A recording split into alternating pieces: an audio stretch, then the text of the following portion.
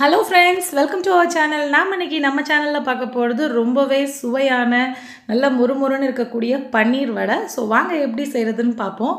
முதல்ல உருளைக்கிழங்க குக்கர்ல வேக வச்சுக்கோங்க. வேக வச்ச உருளைக்கிழங்க நல்லா எடுத்து மசிச்சு வச்சுக்கணும். ஒரு 5 அல்லது 6 உருளைக்கிழங்குக்கு பன்னீர் ஒரு பாக்கெட் பன்னீர்ல பாதி போடிங்கனா போதும். இப்போ பெரிய வெங்காயம் ஒரு பெரிய வெங்காயத்தை நல்லா நைஸா நறுக்கி வச்சுக்கோங்க.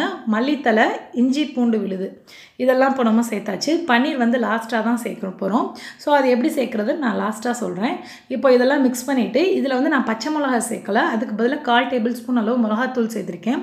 குழந்தைகளுக்கு பச்சை மிளகாய் வாயில தண்டுப்பட்டு வரும். சோ அதுக்காக தான் நான் அது சேர்த்திருக்கேன். இப்போ வந்து ஒரு 1/2 டேபிள்ஸ்பூன் அளவு உப்பு உங்களுக்கு காரத்துக்கு இந்த உப்பு அது உங்க டேஸ்ட்டுக்கு தகுந்த மாதிரி.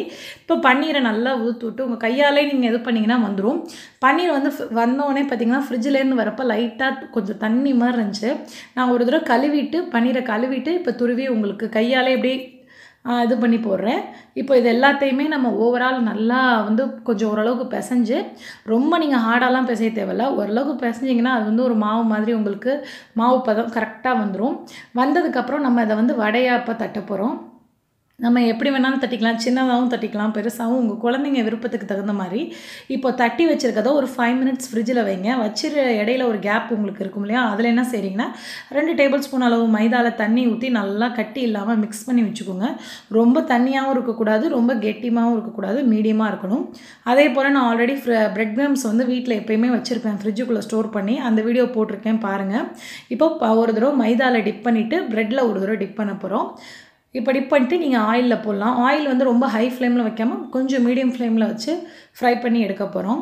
ரொம்பவே சிம்பிள். குழந்தைங்கள்ல இருந்து பெரியவங்க வரைக்கும் எல்லாத்துக்குமே இந்த வடை ரொம்ப பிடிக்கும். நல்லா மொறுமொறுன்னு ஈவினிங்க்கு ஒரு பெஸ்டான ஸ்நாக்ஸ்னு சொல்லுவேன். எங்க வீட்டு பையன் பாத்தீங்கன்னா ரொம்ப விரும்பி இந்த பன்னீர் வடையை சாப்பிட்டா. இன்னொன்னு கூட கொடுங்க 2 கொடுத்தேன் இன்னொன்னு கொடுங்கன்னு கேட்டு வாங்கி சாப்பிட்டான். சோ அப்ப என் பையனுக்கு பிடிக்கிறனால எல்லா குழந்தைங்க மென்டாலிட்டியும் கிட்டத்தட்ட ஒரே மாதிரி தான் இருக்கும். சோ இந்த ஸ்நாக்ஸ் உங்க வீட்ல இருக்க குழந்தைங்கள்ல இருந்து சரி பெரியவங்க எல்லாத்துக்குமே கட்டாயம் பிடிக்கும். ட்ரை பண்ணி பாருங்க. இன்னும் நிறைய ரெசிபீஸ்லாம் நம்ம சேனல்ல புதுசா போடலாம்னு இருக்கேன். அதுக்கு நீங்க செய்ய வேண்டியது அந்த ரெட் கலர் சப்ஸ்கிரைப் பட்டனை கிளிக் பண்ணிட்டு கூட இருக்க பெல் ஐகானையும் கிளிக் பண்ணீங்கன்னா நம்ம எல்லா அப்டேட்ஸ் உங்களுக்கு உடனுக்குடன் வந்து சேரும். சோ நம்மளோட வடை ரெடி ஆயிருச்சு. இன்னும் நிறைய வீடியோ வந்துட்டு இருக்கு. Thank you.